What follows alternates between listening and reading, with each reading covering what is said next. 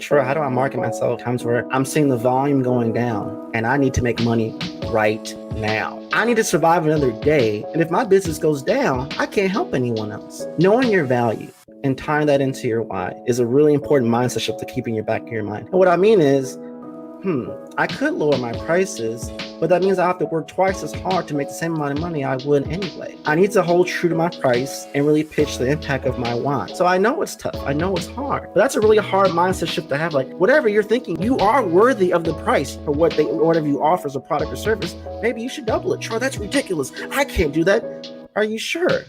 Because we're seeing all these companies grow. You can do the same thing. It's just a mindset shift. And if I keep myself in that mindset, okay, cool, I can make money. I can make more money. The more money I make, I'll be able to have more freedom so I can help people who couldn't afford me right then and there. What's up, digital world? You're listening to the I Digress audio experience with Troy Sandidge. Social media, marketing, storytelling, business, culture, and more. Coming to you in 3, 2, 1. Mindset shifts for business. I believe the mind is the most powerful muscle we have. And if we were to use 50% of our brains, man, we'd all be space engineers. And we would be, I think, smarter people, but I think we only use is it less than 20% or 20%? Something like that. It's really ridiculous. So let's talk about the mindset shifts for business and what do we need to shift? How do we get started? And why do we need to focus on our mindset? Number one is knowing your worth, knowing your value. Many of us many people talk to me too, like, Troy, how do I market myself? Times where I'm seeing the volume going down and I need to make money right now. I feel defeated. Maybe my people, my industry, and my community, they're feeling sad. There's a lot of stuff going on. You're sad and you still feel like, well, Troy, I don't want to sell. I don't know how to market myself to make money that doesn't make people feel uncomfortable. I really want to keep my business going, but what do I do? Knowing your value and tying that into your why is a really important mindset shift to keep in your back of your mind. And what I mean is, I could lower my prices, but that means I have to work twice as hard to make the same amount of money I would anyway. I need to hold true to my price and really pitch the impact of my why. Saying, hey, if you can't afford me right now, I'm going to put you on a list. Maybe I'll put you in a different system where I can give more of an affordable package or a group package. But I'm really trying to talk to those who can't afford me because I need to survive another day so I can now repurpose some of my time to impact other folk for free. And if my business goes down, I can't help anyone else. So I know it's tough. I know it's hard. But that's a really hard mindset shift to have. Like, whatever you're thinking, you are worthy of the price for whatever you offer as a product or service. Maybe you should double it. Sure, that's ridiculous. I can't do that. Are you sure? Because we're seeing all these companies grow. You can do the same thing. It's just a mindset shift. And I'm not saying it's not easy. I'm not saying, hey, just read self-help books and all this other stuff and you're just going to get it overnight. But you got to go in your ring of, why am I trying to do this? And if I keep myself in that mindset, okay, cool, I can make money. I can make more money. The more money I make, I'll be able to have more freedom by bringing on more people or collaborating with more people so I can help people who couldn't afford me right then and there. I just realized that the last few months, I've been surrounded by people who are talking about mindset and money. Mm-hmm. So it's funny that you bring that up because I was that person probably like last year about how much money I need to make and I can't raise my prices. Who am I to charge that? And it was this year, like in August, I'm working with a coach. We raised my prices and I feel good about it. And I'm booked. I'm like booked solid. Like it's crazy. So I just kind of want to share that so that other people, if you're watching this, don't be afraid to raise your prices. Know your worth, know your value. And you said, don't lower your price because when you lower your price, you're lowering your value. Exactly. Then also, you want to present yourself as a premium brand. When your electric bill, and maybe you've been in that situation where, hey, the lights are cut off, they're going to lower the price for you to get back on. No, you got to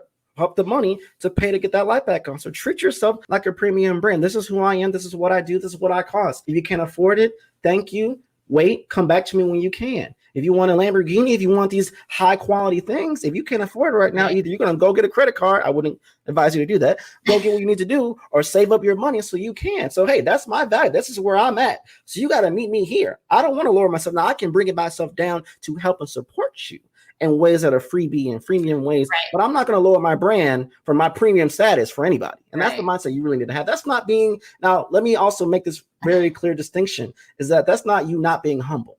That's you knowing your place and knowing and having confidence in yourself and believing your product or services of this value and this caliber. And that's why you should buy my product.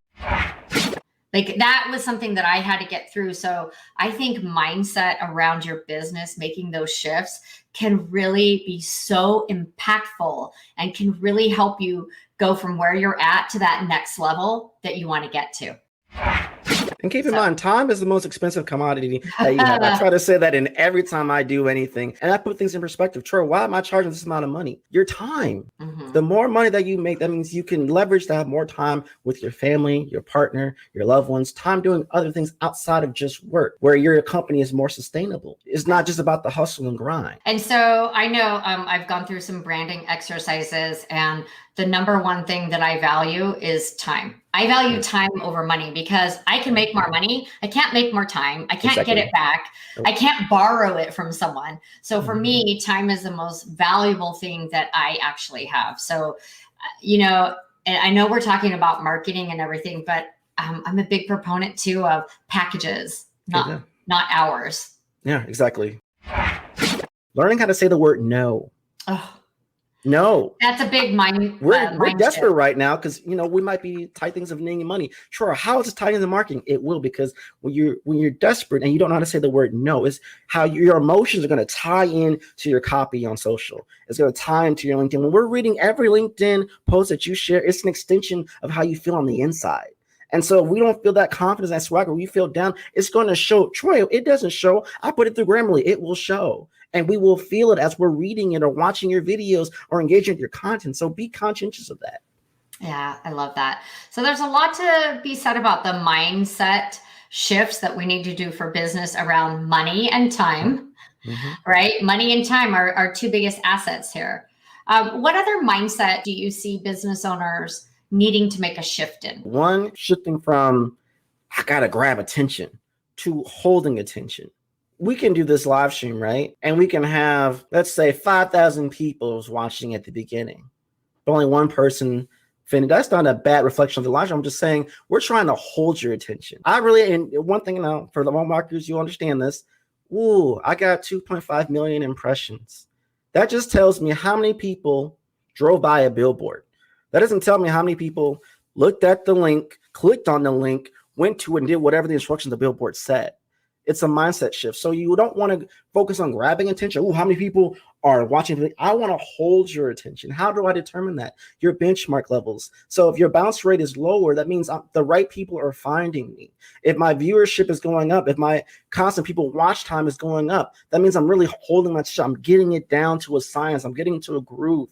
Another thing is I want to go from crafting messages to designing experiences. People want to experience something. There might be a Walmart here, and there'll be a Whole Foods 30 miles the other way, south. People will go to Whole Foods because of the experience, the perception, that premium brandness. People will just choose to pay more for a better premium experience, a Target versus Walmart debate. I won't get into that right now, but you see where I'm going from. In the same way, this is how you separate yourself from your competitors. Create experiences. And you know who have the best experience? Small businesses. They can do so much more from a personal standpoint because that's what they do. And so don't think you're so limited because you're a team of one or a team of five, or you have a small little space on State Street. No, you can be as premium brand and make just as much money and do amazing things as well. I believe because it's all about the relationships now. Like in marketing, it's all about, so my thing is connect, cultivate, convert, right? So it's about cultivating those relationships. Thank you. That's my new tagline. I'm super excited for things that are coming down the pipeline, you guys. Yeah. So knowing your worth. So it's really about, connecting with the right people and then cultivating those relationships. And there's ways that you can do that through your marketing, about being more relatable, being more authentic. That's real. Yeah. It touches your heart. So I really think being relatable, being personable, being authentic and vulnerable is really important in the marketing strategy, where that probably wasn't the case even 3 years ago. So let's talk about those powerful acronyms that present processes. So I'll just use one. I'll keep it simple. I've been pushing that since about 2020, early on, called Clover. So Clover in short is called for clarity, leverage, optimization, value plus vision, execution, then ROI plus revenue plus retention. And why is it in that order? Number one, this whole conversation, marketing and mindset, clarity. I need to understand what I'm doing, why I'm doing it, how, where, and when. Very clear about who my audience is, what my messaging is. Knowing those things and checking those things off the list is going to now give you the foundation of which platforms do I use? What colors do I want to make for? Should I focus on video first? Should I focus on design first? That's going to really help you down. Then L being the leverage. I need to leverage my time. I need to leverage my collaborations. I need to leverage my partners. I need to leverage my community. All those different things are going to spin the gears to figure out. I'm finding and fine-tuning. It's about fine-tuning to make this polished process so you can not only make money, but do it in a way that feels right to you, that makes sense to you. Then the O being optimization. Y'all, I'm a marketer. I'm going to tell you up front. Marketing is a series of trial and error. If you don't have a marketing team that you know it's firsthand directly, it's constantly optimizing. What worked yesterday may not work today. The algorithm changes. Oh my goodness, TikTok blows up. Should I be on there? There's so many variables that we can project. No one saw 2020 coming. And all the books that was coming up in the beginning of the year, they're irrelevant now.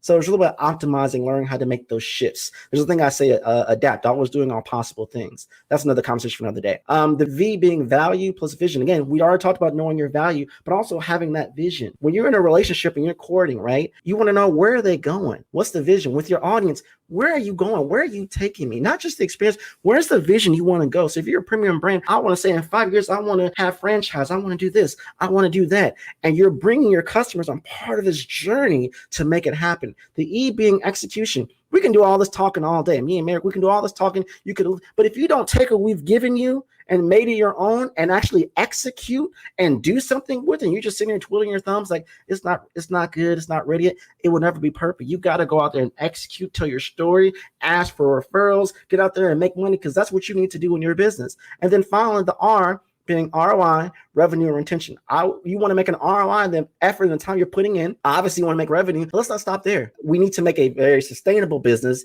with retention. I want to retain my customers. I want to retain my community. I want to retain my relationships to keep it going. I don't want to keep making new money and I'm losing old money. That's not a good business model. That's not sustainable. And that's really what Clover Business Framework is all about.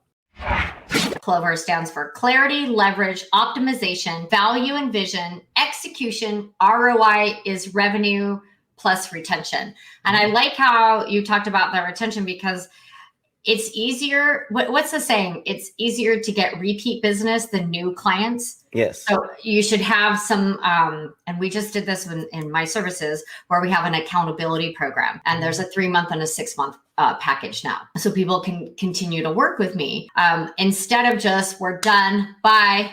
I taught you everything. Right. You should know it all by now, because let's be real, that doesn't usually happen. Really to think about their marketing strategy coming up. Is it too late to have a marketing strategy? Is it too late? This is like a trick question, isn't it? I don't think so. I think now we're getting away from associating strategy with this long game, where it's this foreseeable, fortune, I can see into the future type of strategy. Right now, it's almost strategy month by month, maybe even down to a micro level of week by week basis at this point. I think that's what the evolving of strategy has become. And that's a wrap. We hope you enjoyed this episode of I Digress. What was your takeaway? Care to share your thoughts and tag Troy on social media? You can find him on all platforms at Find Troy. Don't forget to like, subscribe, and leave a review or comment for this episode from wherever you're listening. Looking for a marketing strategist to build the structure, strategies, and systems you need to get the success you want and the ROI you desire in your business? Book a discovery call to talk with Troy at findtroy.com. And as Troy's philosophy goes, imagination is the engine, content is the fuel, social media is the highway, marketing is the roadmap, sales is the destination, culture is the GPS. Thanks for listening.